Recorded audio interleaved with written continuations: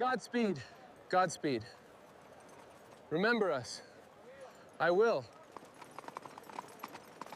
The performance of the system in actual operation was, by the specific standard it had set for itself, delivering mail from Missouri to California in 10 days, generally impressive. The average transit time across the full route was approximately 10 days in good conditions. In the best conditions, with favorable weather and no operational problems, it could be done in 8, in the worst conditions. Winter storms in the mountains, hostile encounters on the plains.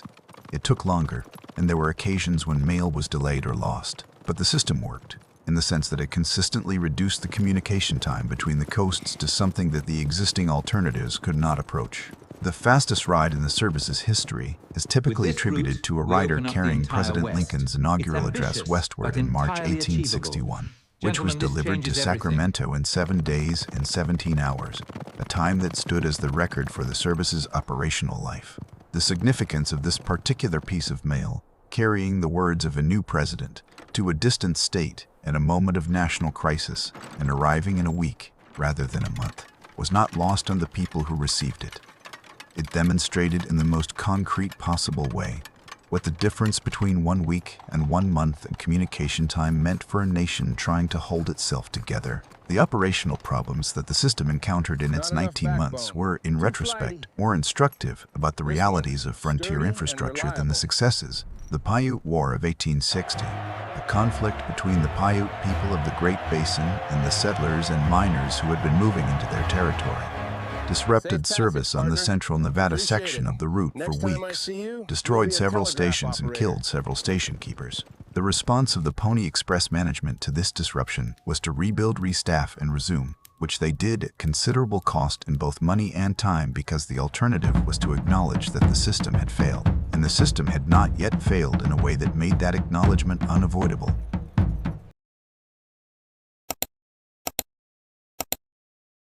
The problem that the Pony Express was designed to solve was real, urgent, and poorly understood by most of the people who experienced it. In 1860, the United States was a nation whose eastern and western portions were connected by sea. The long voyage around Cape Horn, or the shorter but still arduous crossing of the Isthmus of Panama, or by the southern overland mail route, which ran through Texas and the New Mexico and Arizona territories and took approximately 25 days to complete when it was running well, which was not always. The Transcontinental Railroad did not yet exist. The Transcontinental Telegraph did not yet exist. The distance between Washington, D.C. and San Francisco, California was, in practical terms, a matter of weeks, not miles, but weeks. The news that arrived in California about events in the East was old when it arrived, and the information flowing the other direction was older still. This was not merely an inconvenience. In the winter and spring of 1860, with the nation moving toward the crisis that would become the Civil War, the gap between the coasts was a political and strategic problem of the first order. The government in Washington needed to communicate with the rapidly growing and strategically significant state of California, a state whose loyalty, wealth, and Pacific Coast position were critical to any national strategy. California needed to know what was happening in Washington. Both needed it faster than the existing systems could provide. William H. Russell, Alexander Majors, and William B. Waddell, the 3 partners who created the Pony Express, understood this need and saw in it a business opportunity. They were already the largest freighting operation west of the Mississippi, with hundreds of wagons and thousands of oxen, and a network of employees and contracts that spanned the frontier. Adding a fast mail service to their portfolio seemed, in the optimistic calculations of early 1860, like a logical extension of what they already did. The calculations that made it seem viable were wrong. They were wrong about the cost of establishing and maintaining the relay station network. They were wrong about the price they could charge for the service. They were wrong about the volume of mail it would use it. They were wrong about whether the federal government would award them the mail contract that would have made the economics work, and they were most consequentially wrong about the timeline. They did not anticipate that the Transcontinental Telegraph, which was already under construction when the Pony Express began operating, would be completed as quickly as it was, or that its completion would render their investment instantly worthless. These were not stupid men. They were men who had made accurate calculations about the frontier freighting business for years, and who had built a substantial operation on the basis of those calculations. What they had done in the Pony Express venture was something that the frontier mythology celebrates and that the frontier's own history repeatedly warns against. They had committed fully to a plan before adequately testing its assumptions, in a context where the consequences of being wrong were severe and permanent. The physical infrastructure of the Pony Express was one of the genuine engineering achievements of the frontier period, accomplished in a time frame that remains remarkable even by modern standards. In approximately 65 days between the decision to proceed and the first ride, the partners established approximately 190 relay stations along a route of roughly 1,900 miles, stretching from St. Joseph, Missouri to Sacramento, California. These stations had to be located at intervals that matched the capacity of a ridden horse, approximately 10 to 15 miles apart in the easier sections, shorter in the mountain and desert terrain where the conditions were more demanding. Each station had to have horses, feed, and at least a minimal physical structure for shelter and storage.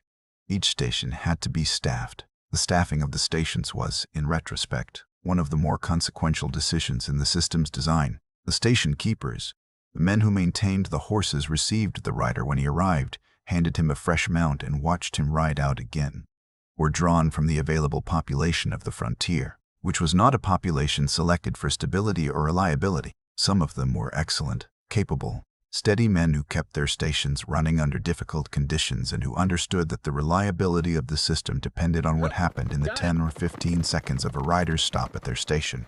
Others were not excellent. The historical record includes station keepers who abandoned their posts, who sold the horses, who drank the supplies, and who left riders arriving at empty stations with exhausted horses and nowhere to go. The horses were the other critical element of the infrastructure, and the selection of horses reveals the specific intelligence of the operations designers in a way that the popular mythology consistently underestimates. The Pony Express did not use large, powerful horses, the breeds that looked impressive and that Eastern buyers would have recognized as quality animals. It used small, fast, tough horses, California Mustangs, Indian ponies, the compact and durable breeds that the frontier had produced through decades of natural selection in demanding conditions. These horses were selected for their ability to run fast over a defined distance, to respond to a rider under pressure, and to sustain performance in conditions of heat, cold sand, an altitude that would have destroyed a more refined animal within days. The mochila, the specially designed leather mail pouch that was thrown over the saddle and transferred in seconds from one horse to the next at each relay station,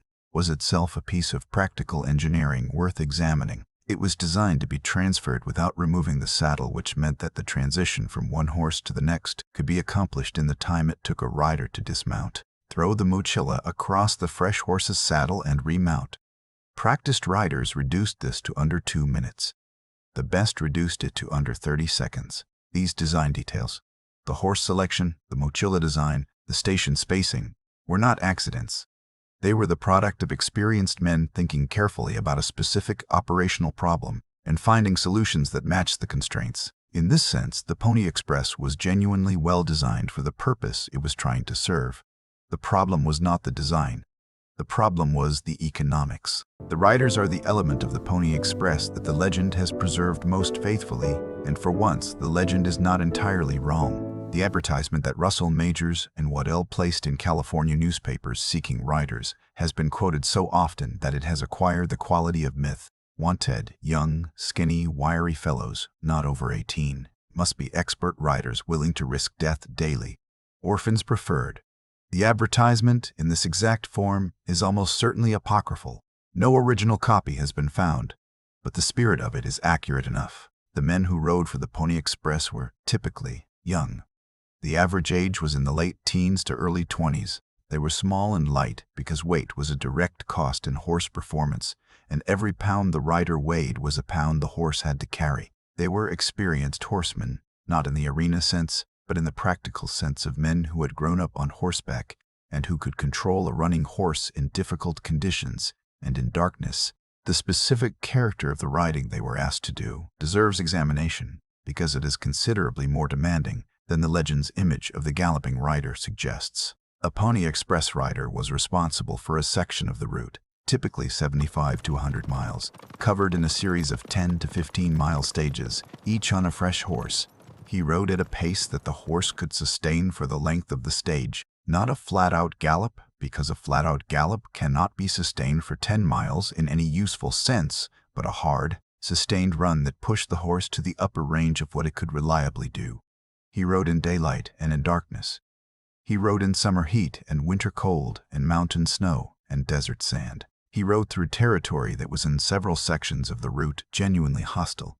The Great Plains and the Great Basin and the Sierra Nevada were not safe environments in 1860, and the segments of the route that passed through the territory of nations that had reason to resist the expanding American presence were segments where the risk was genuine and the available protection was minimal. The riders were given specific instructions about their conduct in dangerous situations, and the instructions reveal the priorities of the operation clearly. They were told to ride through trouble rather than around it when possible because detours cost time, and time was the product they were selling. They were told that the mail took precedence over their personal safety in all but the most extreme circumstances, a formulation that the young men who accepted these terms may not have fully understood when they signed, and that some of them came to understand in ways that were permanent. The route itself was a masterpiece of practical geography, chosen not for its scenery or its convenience, but for its combination of reliable relay station placement and the fastest available passage between the two endpoints.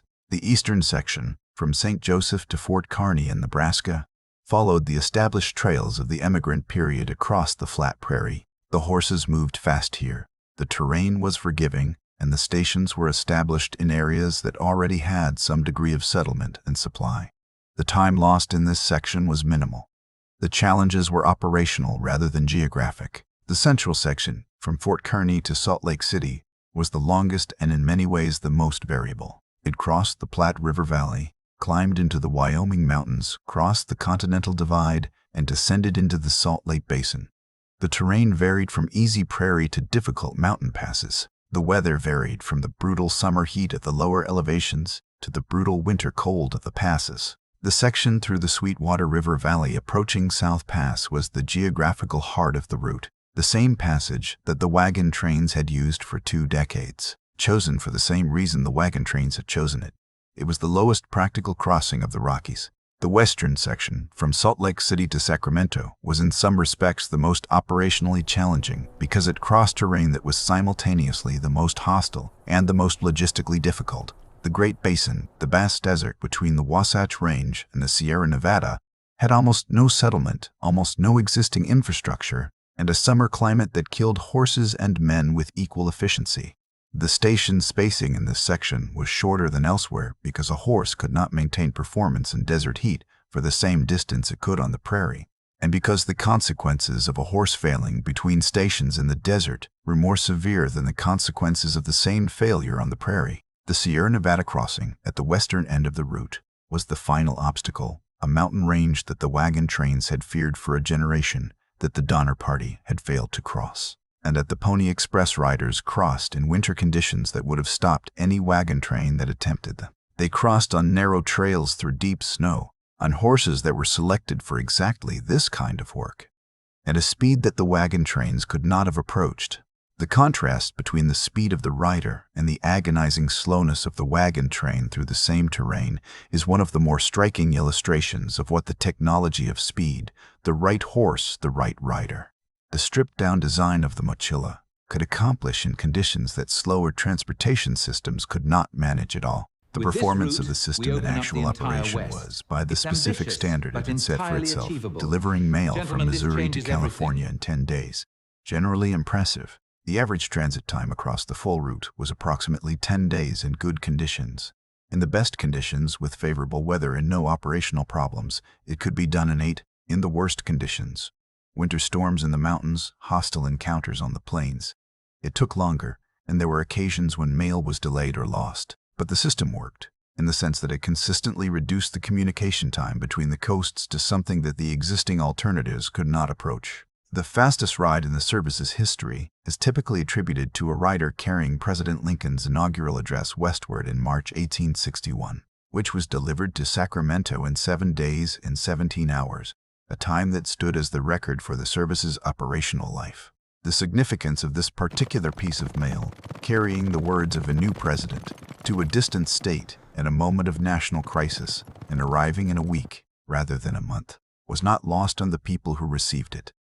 It demonstrated in the most concrete possible way what the difference between 1 week and 1 month in communication time meant for a nation trying to hold itself together. The operational problems that the system encountered in its 19 months were, in retrospect, more instructive about the realities of frontier infrastructure than the successes. The Paiute War of 1860, a conflict between the Paiute people of the Great Basin and the settlers and miners who had been moving into their territory, disrupted service on the central Nevada section of the route for weeks, destroyed several stations and killed several station keepers. The response of the Pony Express management to this disruption was to rebuild, restaff, and resume, which they did at considerable cost in both money and time, because the alternative was to acknowledge that the system had failed. And the system had not yet failed in a way that made that acknowledgement unavoidable. The people who worked in the system but who are rarely part of the legend deserve their own examination, because they were as essential to what the Pony Express accomplished as the riders, and as representative of the frontier realities that the legend consistently obscures. The station keepers were, as noted, a varied group, but the best of them were men performing a genuinely demanding job under conditions of significant isolation and real danger. A station in the Nevada desert or the Wyoming mountains was not a comfortable posting. It was a small, poorly built structure in country that was hostile in multiple senses. The landscape was inhospitable, the climate was extreme, the political situation was volatile, and the nearest substantial settlement might be 100 miles away. The station keeper who kept his horses healthy and his station supplied and his post maintained under these conditions month after month, without the recognition or the salary that might have made the effort feel commensurate. This man was essential to everything the riders accomplished, and his name is in none of the histories. The horses themselves, a category of participant that the legend romanticizes without accuracy, were working animals selected for specific performance characteristics and used at the upper limit of what those characteristics allowed. A horse that ran 10 to 15 miles at pace and was then turned over to the next rider's use was a horse that had done real physical work. The horses that served in the mountain and desert sections of the route, where the terrain and the climate added additional stress, were being asked to perform in conditions that degraded them over time. The attrition of horses through injury, exhaustion, and the normal consequences of being used hard in hard conditions was significant, and the cost of replacing them was a continuous drain on the operation's finances. The express riders themselves, outside of the dramatic moments of the legend, were young men doing a hard job for wages that were good by frontier standards, between $50 and $100 a month, at a time when a skilled laborer might earn $15 to $25. But that reflected the risk premium the job commanded rather than generosity on the part of the employers. They slept in relay stations and home stations along the route. They ate what the stations provided, which was often plain and sometimes inadequate. They were expected to be ready to ride on short notice, regardless of weather or personal condition, because the schedule of the service did not adjust to the state of the rider. The financial history of the Pony Express is a study in the specific kind of optimism that the frontier produced and that the frontier's own conditions consistently punished. Russell, Majors, and Waddell invested approximately $700,000 in establishing and operating the service, an enormous sum in 1860, equivalent to many millions in modern terms. They charged initially $5 per half ounce of mail, a price that was reduced over time as competition and political pressure required. They never carried enough volume at a high enough price to cover their costs. They never received the federal mail contract that they'd expected, and that would have made the economics work. They were in financial difficulty from the beginning and in crisis by the end. The federal government's failure to award the mail contract to the Pony Express is one of the more consequential and least celebrated decisions of the period. The contract, which went to the Southern Overland Mail Service, was the product of political calculations, specifically the influence of Southern congressional interests who preferred a route through the southern states to the central route that the Pony Express served. When the Civil War began and the southern route became unusable, the central route that the Pony Express had demonstrated was viable became the route of the transcontinental mail service. But by then, the Pony Express was gone, and the men who had demonstrated the viability of the central route had lost their investment in doing so. This is one of the quiet ironies of the Pony Express story. The service succeeded in the specific sense that it proved what it set out to prove, that fast communication between Missouri and California via the central route was possible, and failed in the specific sense that it never earned the return on that proof that its founders had anticipated. The demonstration was accomplished at their expense.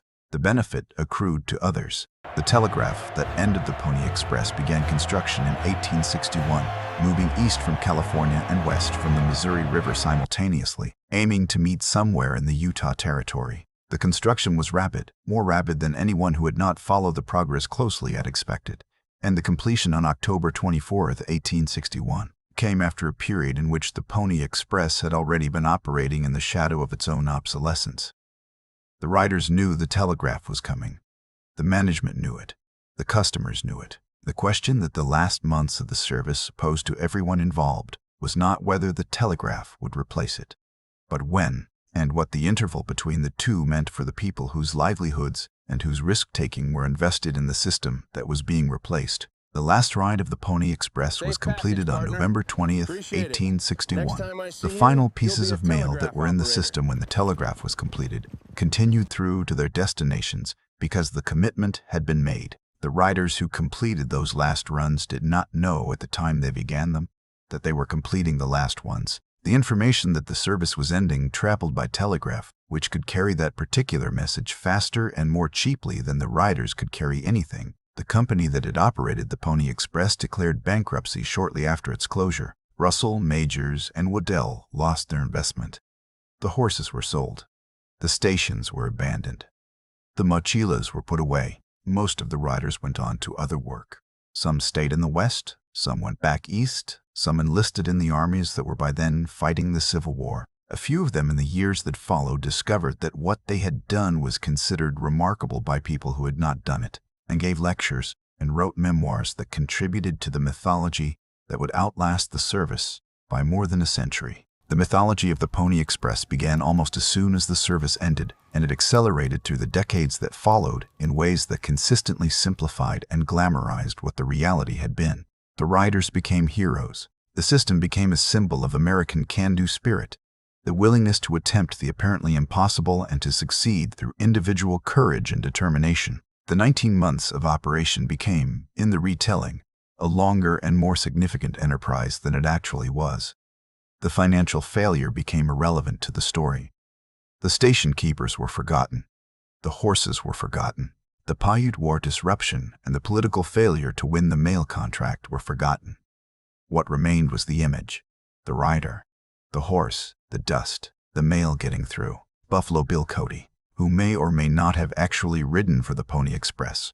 The historical evidence is ambiguous, and Cody's accounts of his own life were not reliably accurate. Incorporated Pony Express scenes into his Wild West shows in the 80s and 1890s and 1890s, performed before audiences of thousands in the United States and Europe. These performances did more to establish the popular image of the Pony Express than any historical account, because they were experienced directly, physically, emotionally, by people who had no other reference for what the thing had actually been. The image that Cody presented, the lone rider, the galloping horse, the drama of the delivery, was not false in its essentials, but it was simplified in the ways that performance always simplifies, stripping away the station keepers and the horses and the financial ruin and the 19 months, and leaving only the image. This is how legends are made, by the removal of everything that complicates the image, until what remains is clear and powerful and portable across time.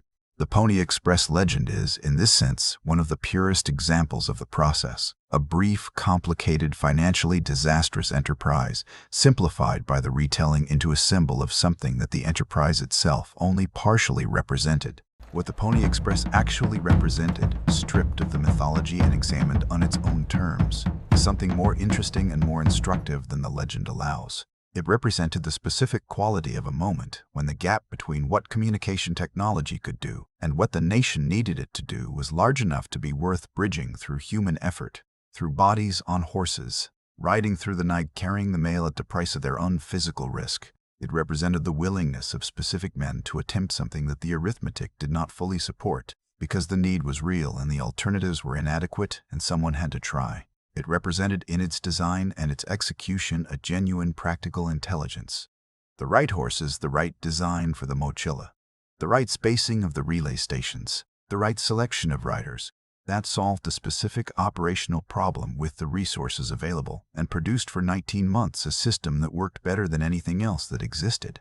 and it represented in its ending the pattern that appears throughout the history of the frontier, the specific temporary excellence of a human system built to fill a gap that technology had not yet closed, rendered obsolete by the technology that finally arrived. The wagon train was replaced by the railroad. The buffalo hunter was replaced by the rancher. The frontier town was replaced by the city. The Pony Express was replaced by the telegraph. These replacements were not failures of the systems that were replaced. They were the normal consequence of the specific conditions that had made those systems necessary, changing into conditions that made them unnecessary. The Pony Express did not fail because it was badly designed or badly operated. It failed because it was designed for a gap that was closing, and the gap closed. The rider who completed the last run did not know he was completing the last one. He knew the route, and he knew his horse, and he knew what he was carrying, and he rode. The mail arrived. The telegraph was already carrying the next message. The dust settled behind him, the way it always settled, and the distance between the coasts was, from that day forward, measured in seconds rather than days. What he had done, what all of them had done, the riders and the station keepers and the horses and the men who built the mochilas and the men who calculated the station spacing and the men who lost their fortunes in the attempt, was not make it permanent. It was make it known that it was possible, that the gap could be crossed, that the distance was not the obstacle it had seemed. The telegraph carried that knowledge forward. The railroad confirmed it. The nation that had needed to know, in the spring of 1860, that it could be connected across its full extent, had its answer. 19 months. Approximately 650,000 miles ridden. Fewer than 35,000 pieces of mail. It was enough.